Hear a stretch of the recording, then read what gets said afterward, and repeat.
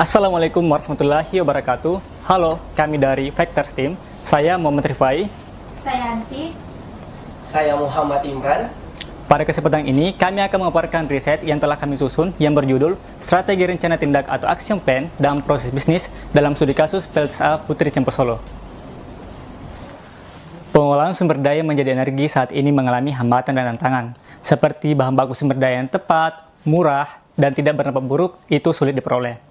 Salah satu contohnya adalah pembangkit listrik tenaga uap batubara atau PLTU batubara, yang bahan bakunya itu mahal dan tidak tepat karena berdampak buruk terhadap lingkungan. Pemerintah Indonesia membuat undang-undang tentang percepatan pembangunan instalasi pengolahan sampah menjadi energi listrik berbasis teknologi ramah lingkungan yang diatur dalam Peraturan Presiden Nomor 35 Tahun 2018. Pembangkit listrik tenaga sampah atau PLTSA diyakini dapat menggantikan pembangkit listrik tenaga uap batubara karena bahan bakunya yang murah dan tepat karena juga dapat mengurangi volume sampah, di mana sampah di Indonesia mencapai 67,8 juta ton pada 2020. Pengolahan sampah menjadi energi listrik telah lama dikembangkan di beberapa negara, seperti di Surabaya di Indonesia yang dapat memproduksi energi listrik sebesar 12 MW dan dapat menerangi rumah sebanyak 4.800 sampai 10.800 rumah. Negara-negara lain yang juga sudah mengadopsi pembangkit listrik tenaga sampah adalah Singapura, India, Belanda, Thailand, Malaysia, dan Myanmar. Setelah pembangunan PLTSA Surabaya, pemerintah saat ini sedang membangun PLTSA baru yaitu PLTSA Putri Cempo Solo di Jawa Tengah. Pembangunan PLTSA ini sempat tertunda akibat COVID-19 dan direncanakan akan selesai pada tahun 2022. PLTSA Putri Cempo Solo di Jawa Tengah dapat menghasilkan listrik sebesar 5 MW dan dapat menerangi rumah sebanyak 2.000 sampai 4.000 rumah. Oke, selanjutnya sebelum kami memberikan rekomendasi metode optimasi, kami melakukan beberapa analisis. Salah satunya yaitu analisis SWOT. Strength atau kekuatan dari PLTSA Putri Cempo Solo ini yaitu menjadi percontohan di Indonesia atas pengelolaan sampah hingga menghasilkan energi listrik.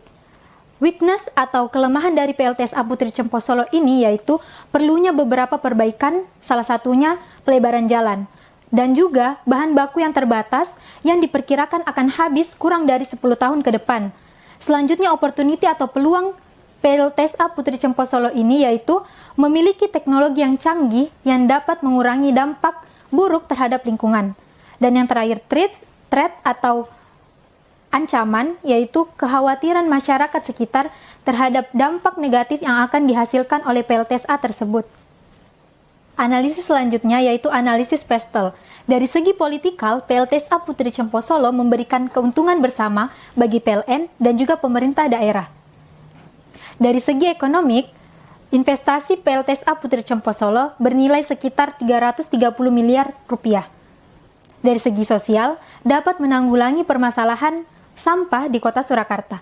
Dan dari segi teknologi, memiliki teknologi yang ramah terhadap lingkungan. Dan dari segi environmental, teknologi yang digunakan tidak akan menghasilkan abu terbang sehingga udara di sekitar tetap akan bersih. Dari segi legal, PLTSA Putri Cempo Solo termasuk ke dalam proyek percepatan pembangunan instalasi pengolah sampah menjadi energi listrik berbasis teknologi ramah lingkungan yang dituangkan dalam Perpres nomor 35 tahun 2018. Analisis terakhir yaitu analisis pemangku kepentingan. Key player yaitu PT Solo Citra Metro Plasma Power dan PT Perusahaan Listrik Negara atau PLN. Kementerian SDM dan pemerintah Kota Solo yaitu Dinas Lingkungan Hidup Kota Solo. Yang terakhir, crowd yaitu pemerintah pusat dan provinsi serta masyarakat pemulung.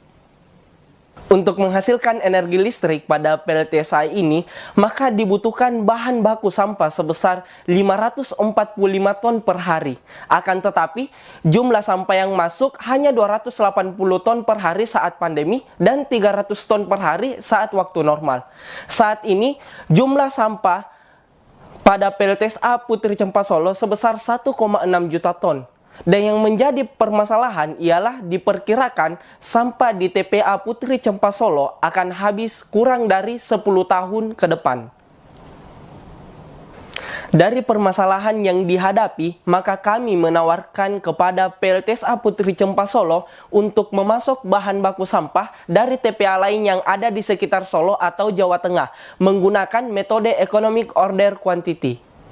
Tabel di samping menunjukkan 10 TPA-TPA lain yang ada di Jawa Tengah. Kami memilih TPA ini karena waktu tempuhnya kurang dari 3 jam. Dengan menghitung jarak dan waktu dengan menggunakan metode Economic Order Quantity, maka proses operasionalnya dapat dioptimalkan.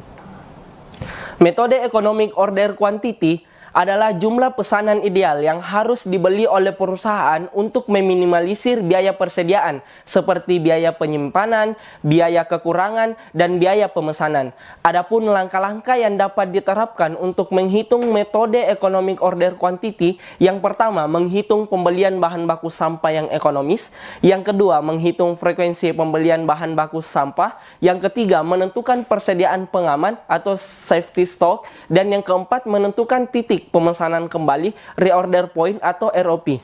Dengan demikian, kami merekomendasikan metode Economic Order Quantity sebagai metode optimasi yang paling tepat dalam mengatasi permasalahan PLTSA Putri Cempa Solo.